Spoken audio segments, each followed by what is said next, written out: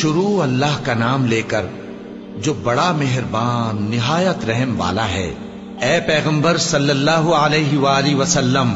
مسلمانوں سے کہہ دو کہ جب اپنی بیویوں کو طلاق دینے لگو تو ان کی عدت کو پیش نظر رکھ کر طلاق دو اور عدت کا شمار رکھو، اور اللہ سے جو تمہارا پروردگار ہے ڈرو۔ نہ تو تم ہی ان کو ایام عدت میں ان کے گھروں سے نکالو اور نہ وہ خود ہی نکلیں، ہاں اگر وہ کھلی بے حیائی کریں تو اور بات ہے، اور یہ اللہ کی حدیں ہیں، اور جو اللہ کی حدوں سے تجاوز کرے گا وہ اپنے آپ پر ظلم کرے گا۔ اے طلاق دینے والے، تجھے کیا معلوم شاید اللہ اس کے بعد رجعت کی کوئی سبیل پیدا کر دے، پھر جب وہ اپنی میعاد یعنی عدت ختم ہونے کے قریب پہنچ جائیں تو یا تو ان کو اچھی طرح سے زوجیت میں رہنے دو یا اچھی طرح سے علیحدہ کر دو، اور اپنے میں سے 2 منصف مردوں کو گواہ کر لو، اور اے گواہو اللہ کے لیے درست گواہی دینا۔ ان باتوں سے اس شخص کو نصیحت کی جاتی ہے جو اللہ پر اور روز آخرت پر ایمان رکھتا ہے، اور جو کوئی اللہ سے ڈرے گا وہ اس کے لیے رنج و غم سے نجات کی صورت پیدا کر دے گا، اور اس کو ایسی جگہ سے رزق دے گا جہاں سے اس کو وہم و گمان بھی نہ ہو، اور جو اللہ پر بھروسہ رکھے گا تو وہ اس کے لیے کافی ہوگا۔ اللہ اپنے کام کو جو وہ کرنا چاہتا ہے پورا کر دیتا ہے۔ اللہ نے ہر چیز کا اندازہ مقرر کر رکھا ہے، اور تمہاری طلاق والی بیویاں جو حیض سے نا امید ہو چکی ہوں، اگر تم کو ان کی عدت کے بارے میں شبہ ہو تو ان کی عدت 3 مہینے ہے، اور جن کو ابھی حیض نہیں آنے لگا ان کی عدت بھی یہی ہے،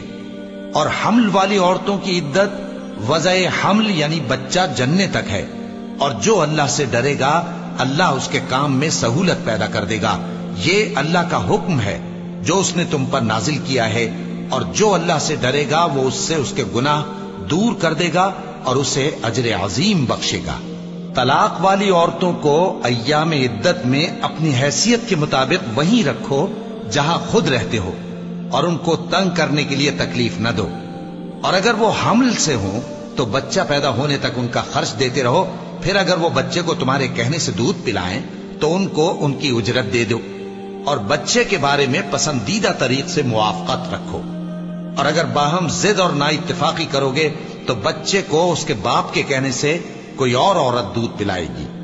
صاحب وسعت کو اپنی وسعت کے مطابق خرچ کرنا چاہیے، اور جس کے رزق میں تنگی ہو جتنا اللہ نے اس کو دیا ہے وہ اس کے موافق خرچ کرے۔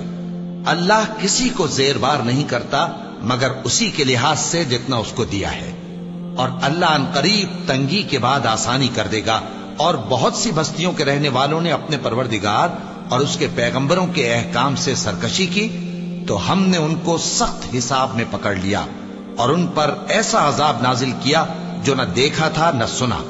سو انہوں نے اپنے کاموں کی سزا کا مزہ چکھ لیا، اور ان کا انجام نقصان ہی تو تھا۔ اللہ نے ان کے لیے سخت عذاب تیار کر رکھا ہے، تو اے عقل والو جو ایمان لائے ہو اللہ سے ڈرو۔ اللہ نے تمہارے پاس نصیحت بھیج دی ہے، یعنی ایسے پیغمبر جو تمہارے سامنے اللہ کی واضح آیتیں پڑھتے ہیں تاکہ جو لوگ ایمان لائے اور عمل نیک کرتے رہے ہیں ان کو اندھیروں سے نکال کر روشنی میں لے آئے، اور جو اللہ پر ایمان لائے گا اور عمل نیک کرے گا وہ ان کو جنتوں میں داخل کرے گا جن کے نیچے نہریں بہ رہی ہیں، وہ ہمیشہ ہمیشہ ان میں رہیں گے۔ اللہ نے ان کے لیے کیا خوب رزق رکھا ہے۔ اللہ ہی تو ہے جس نے 7 آسمان پیدا کیے اور ویسی ہی زمینیں بھی، ان میں اللہ کا حکم اترتا رہتا ہے تاکہ تم لوگ جان لو کہ اللہ ہر چیز پر قادر ہے، اور یہ کہ اللہ اپنے علم سے ہر چیز کا احاطہ کیے ہوئے ہے۔